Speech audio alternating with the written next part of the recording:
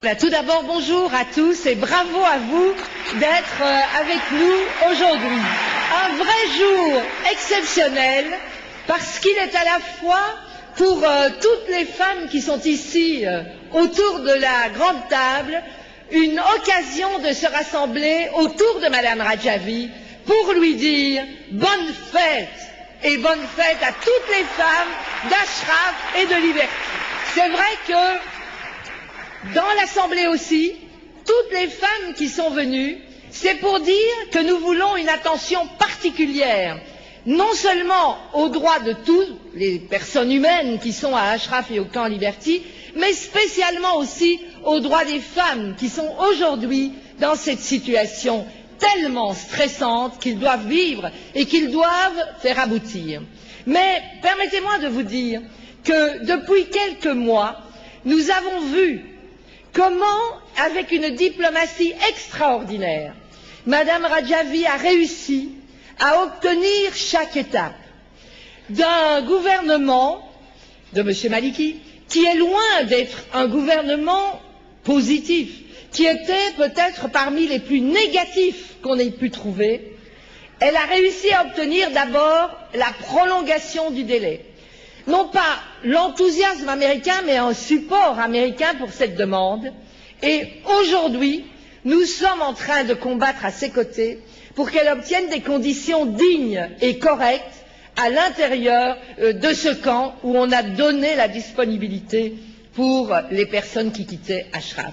Et je dois dire que cette force de diplomatie est extraordinaire et je voudrais vraiment aujourd'hui qu'on reconnaisse à l'occasion de cette journée de la femme à quel point dans le monde entier, dans ce monde si difficile aujourd'hui, qu'est le monde arabo-musulman, avoir réussi cela dans les circonstances qui sont celles du camp Ashraf, c'est extraordinaire et vraiment je veux la féliciter. Alors, d'autre part, bien sûr là-bas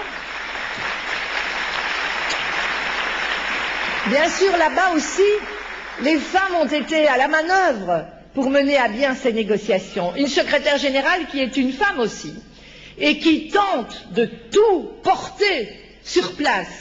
Ce lien entre les deux est extraordinairement important et c'est sans doute cela qui a obligé ce gouvernement irakien à reculer en fait par rapport à ses positions. Ils auraient tant voulu faire plaisir à l'Iran, tant voulu faire en sorte que ce problème se règle d'une façon abominable, mais qui aurait été loin des médias.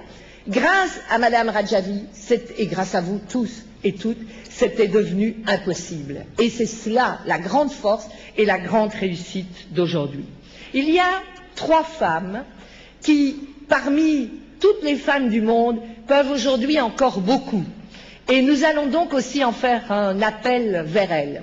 Je dirais d'abord Madame Clinton, parce que c'est Madame Clinton qui sera sans doute la plus apte, avec derrière elle le State Department, d'avoir la capacité d'enclencher une mécanique qui fasse aboutir le retrait du groupement, de ce que nous appelons l'OMPI en français, de les faire retirer de la liste terroriste américaine. Ça, c'est un des grands objectifs et c'est vraiment ce que nous devons obtenir de Madame Clinton. De Madame Ashton, un soutien européen, parce qu'il faut évidemment trouver des pays qui vont aider à solutionner le problème. Et puis enfin, à court terme, de Madame Pillay, parce que ces 3 femmes-là, aujourd'hui, c'est aussi significatif de l'évolution du monde. Ce sont 3 femmes qui peuvent au mieux aider à résoudre les problèmes difficiles qui sont devant nous et qui sont devant Madame Radjavi encore aujourd'hui. Alors, je voudrais vraiment qu'au moment où je vais lui passer la parole, puisqu'elle va être notre première oratrice, vous lui fassiez une très grande ovation.